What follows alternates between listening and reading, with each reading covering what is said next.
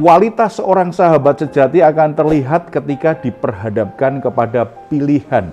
Apakah dia tetap memilih sahabatnya atau memilih kepentingan sendiri atau memilih pihak lain.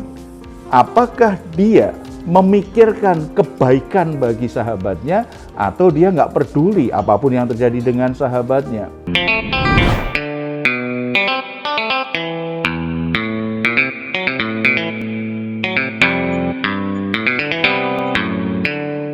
Salam, God lover yang dikasih oleh Tuhan Yesus, senang boleh kembali berjumpa dengan saudara dalam program Rest and God malam hari ini bersama Diaspora TV. Setelah melewati berbagai kesibukan sepanjang hari ini, mungkin ada situasi tertentu yang membuat jiwa saudara menjadi letih lesu dan berbeban berat. Apapun situasi yang sedang saudara hadapi, jangan pernah menyerah, sebab Tuhan menginginkan hidupmu senantiasa ada dalam kelegaan. Ini yang dikatakan Tuhan Yesus kepada kita. Marilah kepadaku semua yang letih lesu dan berbeban berat, aku akan memberi kepadamu kelegaan. Puji Tuhan, satu undangan yang luar biasa. Mari kita responi dengan iman kita datang kepadanya di dalam doa. Kita bersatu dalam doa.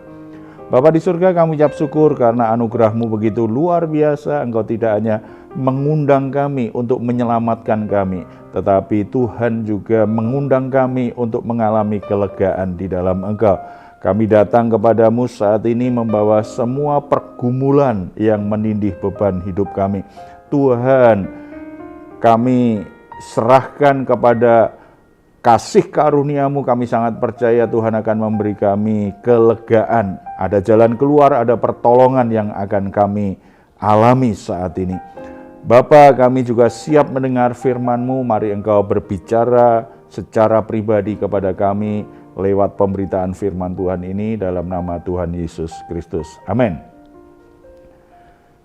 Kualitas seorang sahabat sejati akan terlihat ketika diperhadapkan kepada pilihan. Apakah dia tetap memilih sahabatnya atau memilih kepentingan sendiri atau memilih pihak lain. Apakah dia memikirkan kebaikan bagi sahabatnya atau dia nggak peduli apapun yang terjadi dengan sahabatnya.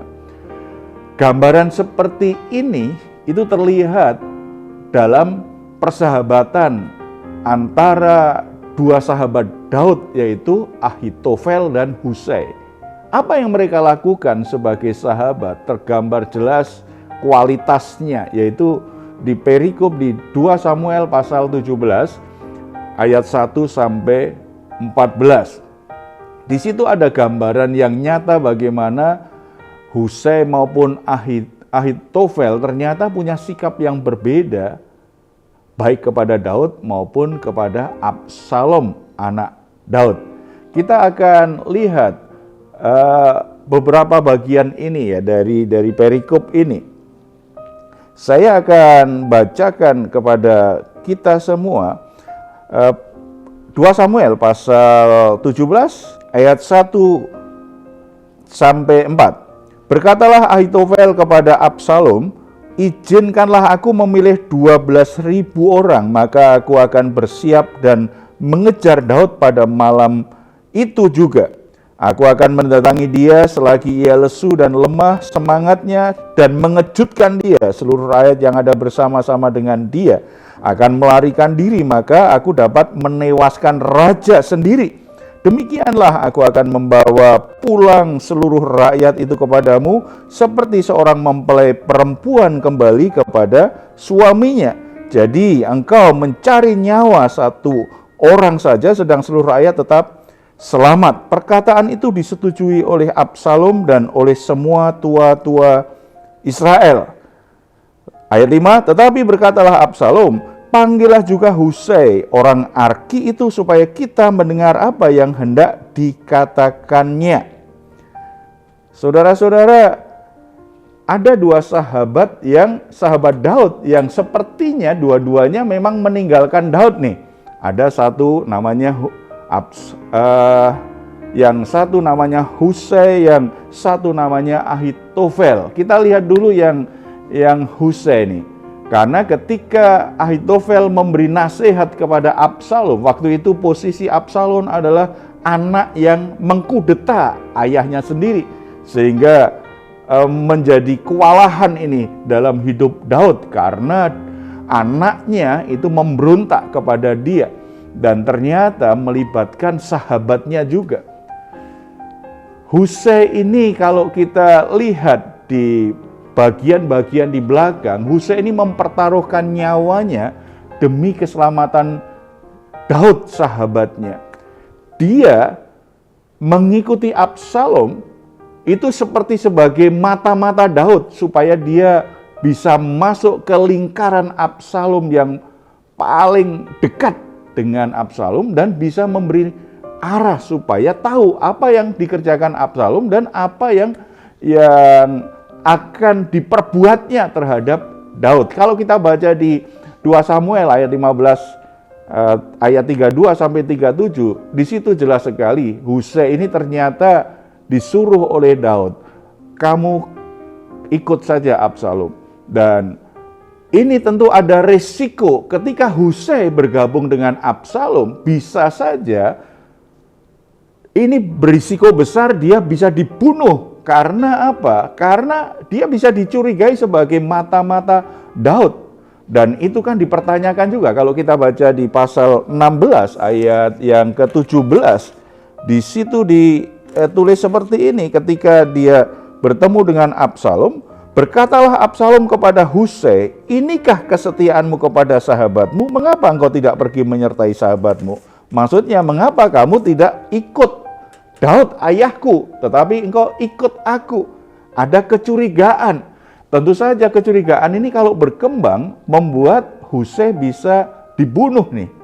Namun dengan keahliannya ternyata Husai bisa dipercaya oleh Absalom dan menjadi orang yang ada di lingkaran terdekatnya Absalom. Saudara-saudara, dari kisah ini, dari pribadi Husai kita tahu bahwa seorang sahabat sejati itu, kualitas seorang sahabat sejati itu memikirkan keselamatan sahabatnya. Daud adalah sahabatnya Husai dan persahabatan itu sangat tulus. Husai memikirkan keselamatan Daud karena sebagai ayah dia bisa saja tidak tega tuh walaupun anaknya memberontak dan mau membunuh dia. Bisa saja tidak tega, dan ini bisa mengancam Daud baik sebagai pribadi maupun kerajaannya dan orang-orang di sekitarnya. Nah, bagi kita, apakah kita selama ini bisa menjadi sahabat sejati bagi sahabat kita? Apakah kita punya kualitas sebagai seorang sahabat sejati? Itu nampak apakah kita berani mengambil risiko untuk menyelamatkan sahabat kita yang tidak salah, tetapi menghadapi ancaman. Apakah kita rela untuk menanggalkan kenyamanan kita dengan resiko-resiko yang mungkin tidak enak untuk kita alami, karena kita ingin menyelamatkan sahabat kita? Ujian persahabatan sejati diukur apakah kita memikirkan keselamatan sahabat kita lebih dari kenyamanan kita sebagai pribadi.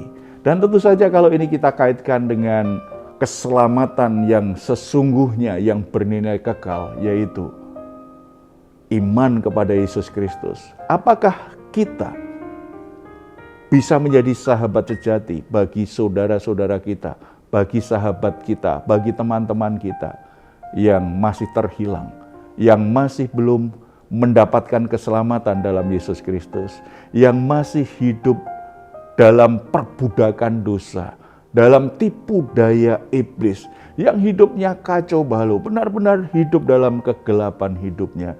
Apakah kita peduli dengan keselamatan mereka? Sementara kita sudah menerima keselamatan dalam Yesus Kristus, sementara kita sudah mengerti rahasia keselamatan di dalam Yesus Kristus, supaya kita tidak binasa, kita tahu jalannya, yaitu pribadi Yesus Kristus. Apakah kita sebagai sahabat peduli? Kualitas sahabat sejati menginginkan keselamatan sahabat-sahabatnya. Mari kita peduli dengan orang-orang yang membutuhkan keselamatan dalam Yesus Kristus. Terlebih itu sahabat kita. Itu bagian kualitas diri kita sebagai seorang sahabat sejati bagi dia. Yang kedua, kalau kita bandingkan sekarang dengan Ahitofel.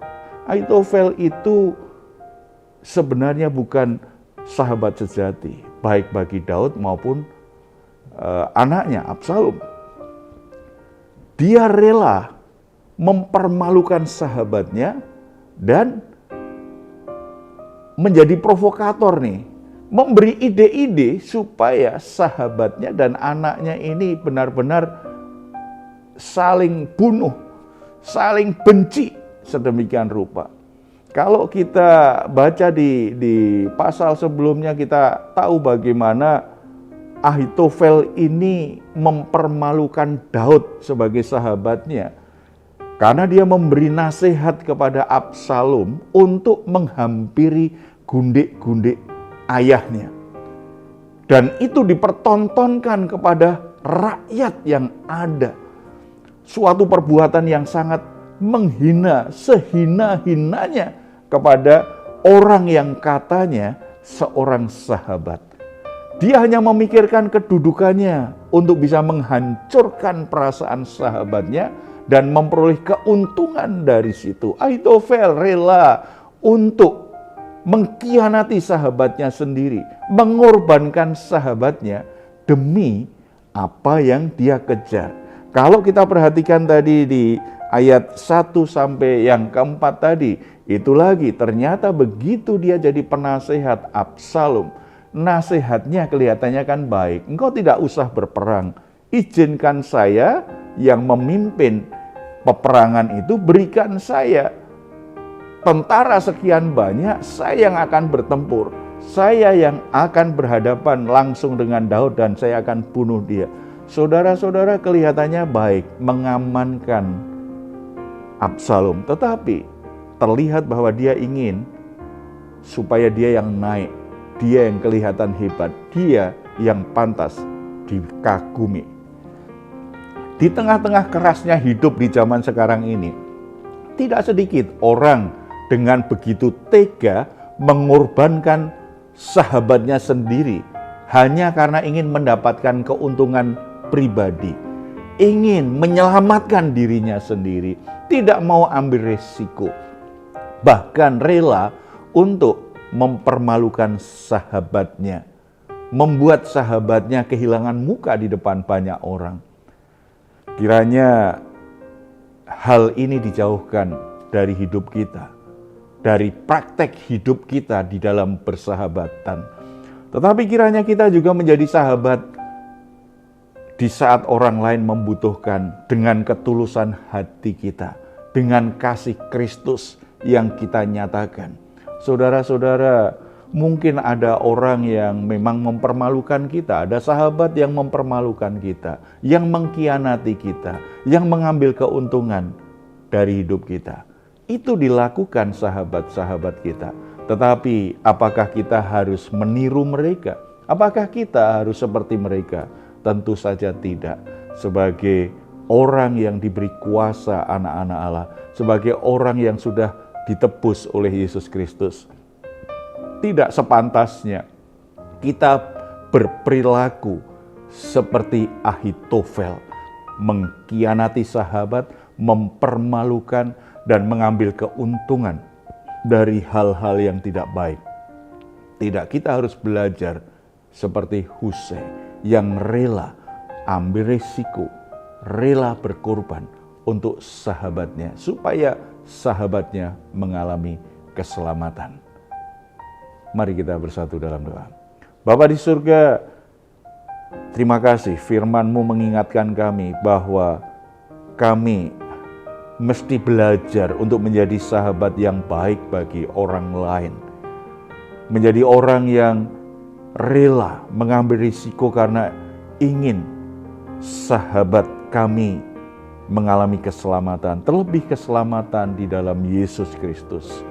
Kami akan pertaruhkan hal-hal yang kami miliki demi kasih kami yang tulus, supaya sahabat-sahabat kami mendapatkan keselamatan dalam Tuhan. Hamba-Mu berdoa untuk beberapa saudara yang mengalami pengkhianatan dari sahabatnya, orang-orang yang dipercayainya, yang dipermalukan oleh sahabatnya, bahkan sahabatnya mengambil keuntungan untuk dirinya sendiri. Hati mereka terluka, hati mereka sangat sedih, kecewa, bahkan mungkin marah.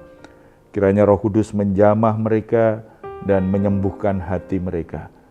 Biarlah anak-anak-Mu itu melihat sisi baik yang Tuhan sedang kerjakan lewat peristiwa yang menyakitkan itu, dan tidak membuat mereka akhirnya bersikap yang sama seperti sahabatnya yang sudah menyakitinya, tetapi belajar juga untuk tetap bisa jadi sahabat yang baik, karena kami sudah dipenuhi dan dilimpahi kebaikan Kristus. Sudah seharusnya dari hidup kami mengalir kebaikan-kebaikan Kristus.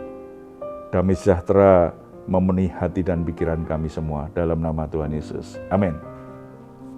Jika saat ini saudara atau keluarga sedang mengalami pergumulan dan membutuhkan dukungan doa, di layar saudara ada nomor telepon yang bisa saudara hubungi. Tim doa kami akan mendukung saudara di dalam doa.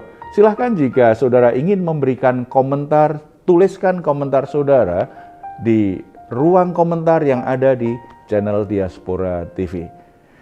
Baik saudara, sebelum kita berpisah, mari kita memperkatakan bersama-sama Mazmur 4 ayat 8 sampai 9. Engkau telah memberikan sukacita kepadaku lebih banyak daripada mereka ketika mereka kelimpahan gandum dan anggur. Dengan tentram aku mau membaringkan diri lalu segera tidur, sebab hanya Engkaulah ya Tuhan yang membiarkan aku diam dengan aman. Puji Tuhan, selamat beristirahat. Doa saya senantiasa untuk saudara semua. Setiap hari saudara boleh mengalami rest and God. Tuhan Yesus memberkati kita semuanya. Salam. Hatiku siap.